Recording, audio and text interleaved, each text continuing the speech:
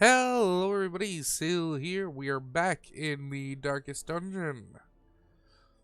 Let's see, do we have anyone new to recruit? Not anybody that I give a shit about, and I'm pretty sure we don't have enough for the upgrades we want, so let's just embark. Let's go balls to the wall crazy. So, Siren. Siren, eh? We could theoretically do that. So, Ventress?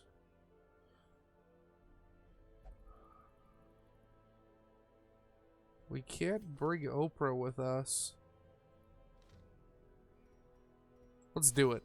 Let's just kill all of these guys. Because I'm sure that is what's going to happen.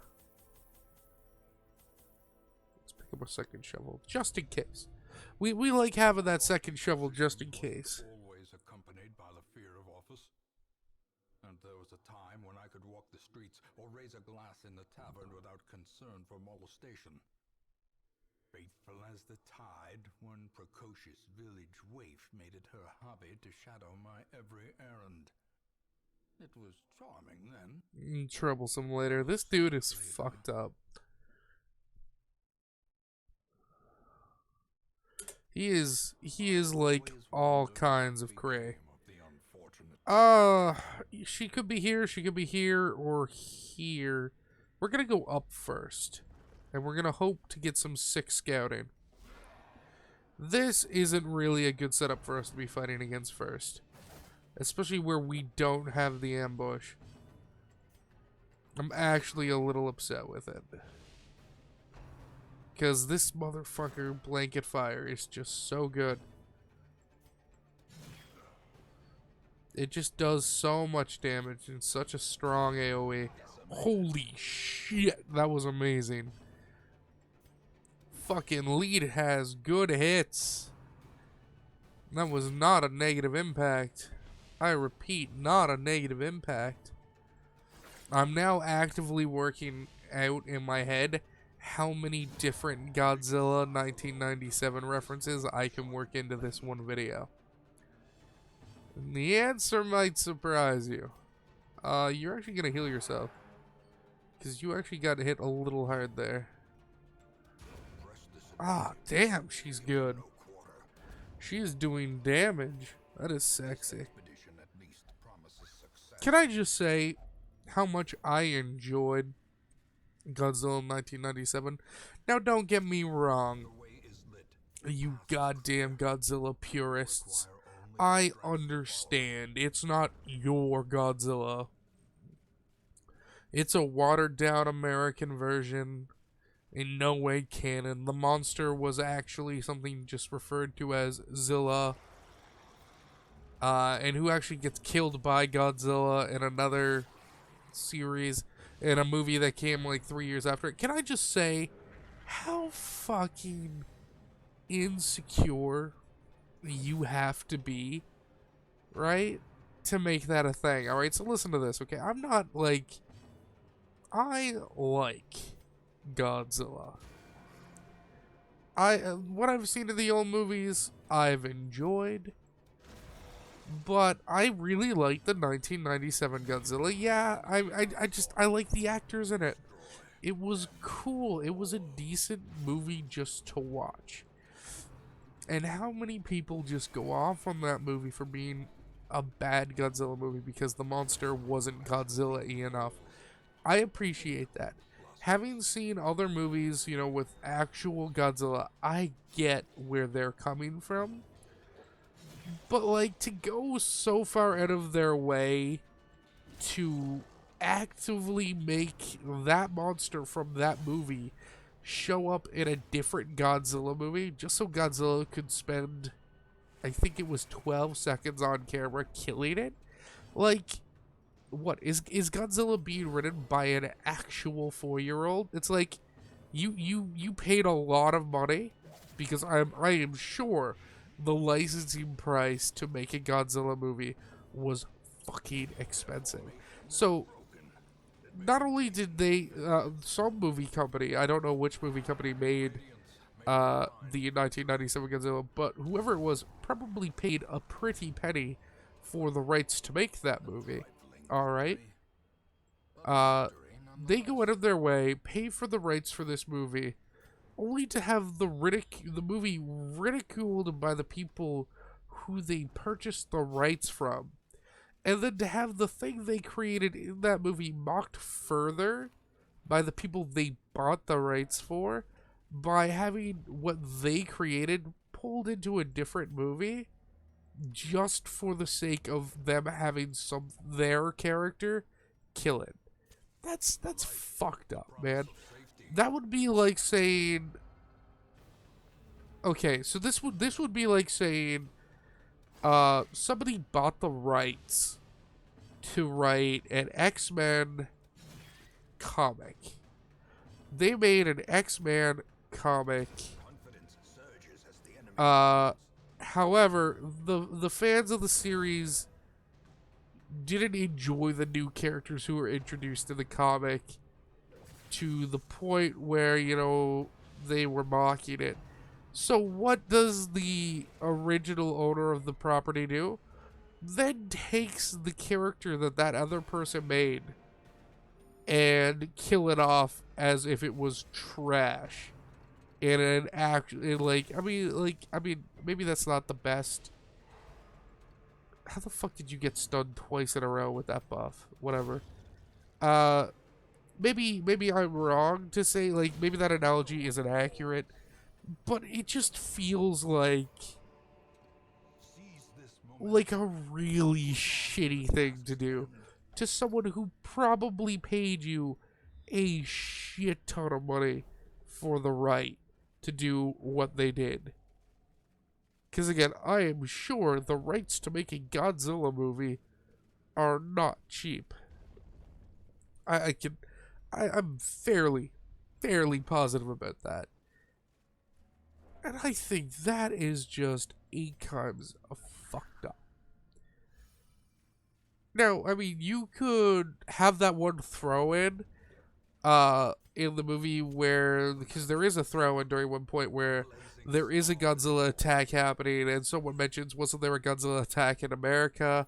And someone offhandedly says, yeah, that's what they're calling it. Right? Alright, I can take that. That's you being catty and a little sassy. But to have the character show up just so you could kill it is, like, actually spiteful. And, I mean, I don't want to have to be the person to go there. But when you take in how Japan views nations who aren't Japan, you have to look at that situation and go, are they doing it because fans were upset about Godzilla? Or were they doing it because it was an American movie and fuck people who are Japanese? Right? Now, don't get me wrong. I am a large fan of Japan. I consume a lot of the content from Japan. And I'm not just anime. I watch other things as well. I read things about Japan. I read history books about Japan. I'm not just someone who's, reading, watching anime weeaboo trash. I enjoy the history of this nation. I enjoy the political stuff about this nation. And I do read-ups on it. Especially on an economic, or, maybe not economical. I'm trying to think of the right word. Demographical standpoint. Because, and this is just because I'm, a super nerd all around, in my country, we have a problem where there are too many children being born, and there are people who are living longer, and it's preventing the people from being born from having the access to jobs and a proper education and this, that, and the other thing. Japan has sort of the opposite problem, and this is one of the reasons why I am very interested in Japan. Because if you think of our population as a pyramid here in Canada, you have a very small elderly population, a very large middle-aged population, and a massive young age about to come into work age population. Then you look at Japan, and it's the inverse. They literally have an inverted pyramid. You have a very large elderly population of people who are living a very long time. And then you have a massive working class right now who just aren't having kids. And the reason this is an issue is that eventually that working class is going to become the elderly class. They're going to become the retired people who are living a long time without working. And suddenly, you're not going to have enough of a population to actually run your country. There's going to be too many jobs and not enough Japanese people for said jobs. And the reason, particularly for Japan, that this is an issue is because Japan is very, they like the term xenophobic, but it's racist. Basically, Japan's very racist. They're not really big on immigration. They want to keep Japan pure. If you want to read a very good book, please keep in mind that this is historical fiction, what I'm about to suggest. It's not by any count a true representation of actual individuals, but it does follow what I believe to be fairly accurate representation from what I've understood. And that is the books by a man named James Clavell. He has a book that relates directly to Japan called Gaijin. He has a book that relates to China called Taipan. And I believe he also has one that relates to Afghanistan called Whirlwind. He writes historical fiction. So what he does is he takes an actual historical event, creates some fictional characters, and then writes out a story set in this historical event using fictional characters. And he does a really, really good job of muddying the lines between fiction and reality, because he is very good at characterizing the people he's dealing with in a very impressive way. So when he writes a story about Japanese men and how they view the outsiders, it's very interesting to see, because it's so accurate in a way. We're gonna spend 3 points on that. Do you have anything that heals? Yeah, 15%. That's all stress relief. We don't really care about that.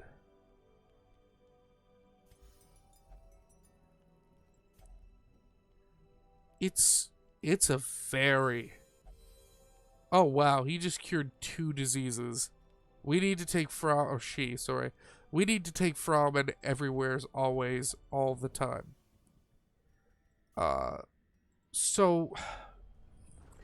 But the problem is Japan cannot afford to continue to be this racist. This xenophobic. Because... Again, their population is about to snap, basically. Not immediately, of course, but we're talking within the next 2 generations, which is only like, I would argue a generation is at most 30 years. So we're talking like within the next 60 years. That could be well within my lifetime. Hopefully. Hopefully I'll fucking live forever. Because death is scary. And I refuse to accept it as an inevitability. But that's beside the point. So, theoretically, within my lifetime, Japan is going to reach a breaking point where there just aren't enough Japanese people being born to run Japan. That is scary to think about. That this country that has such amazing innovations and just such a vibrant history could literally cease to exist because of racism. And it's not like fuck, we went the wrong way.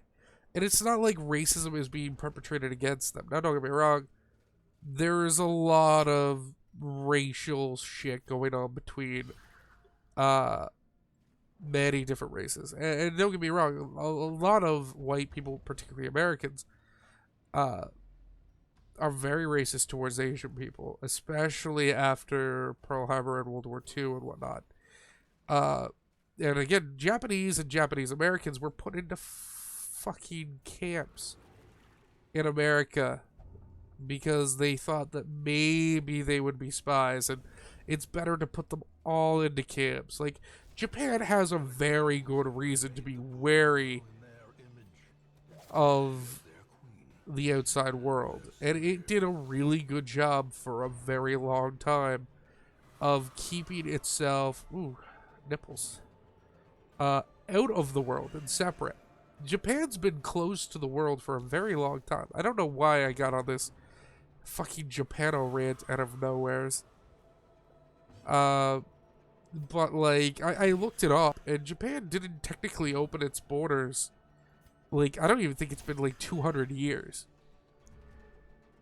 And when you think about stuff like that, like, this nation has been around for a very long time. And to think that it's been around for so long without openly interacting with the world is really weird. Like, there are places in the world where there are still, like, unique tribes that have never been introduced to technology and all that stuff. But to think of an entire nation that was purposely staying out of the limelight, it gets really... It's a different thing to think about. Good, man. Look at us all resisting this. This is awesome. We're going to get an easy kill here, maybe. And probably a lot of levels up to level 3. This is sick.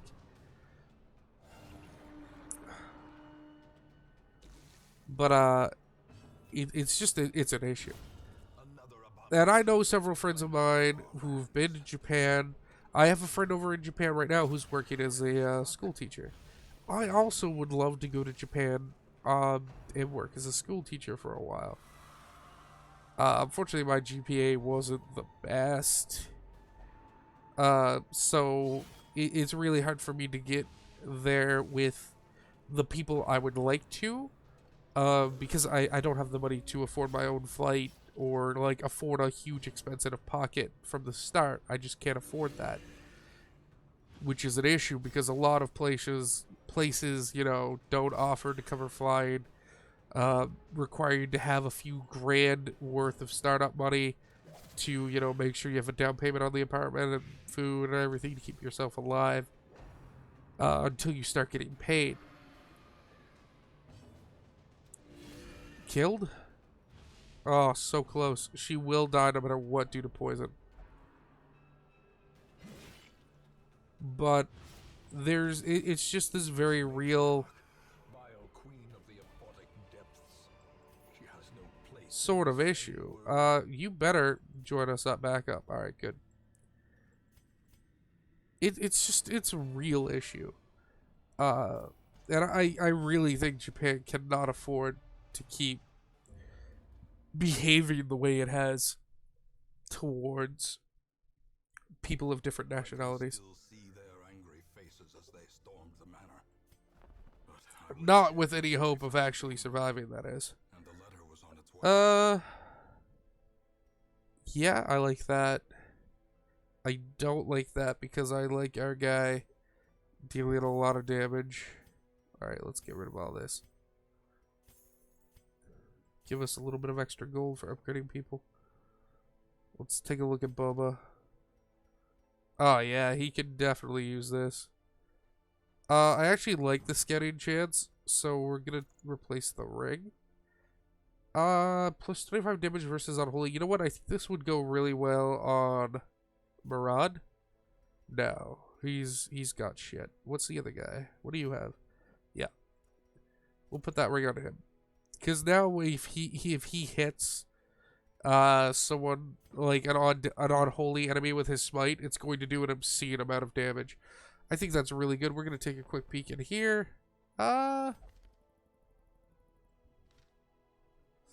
We always need more healers. I'll pick her up. Alright guys, well I want to thank you coming by. I'm sure I've probably ranted about this before. It was just on my head. Thank you for commenting, liking, and subscribing. Have a great day.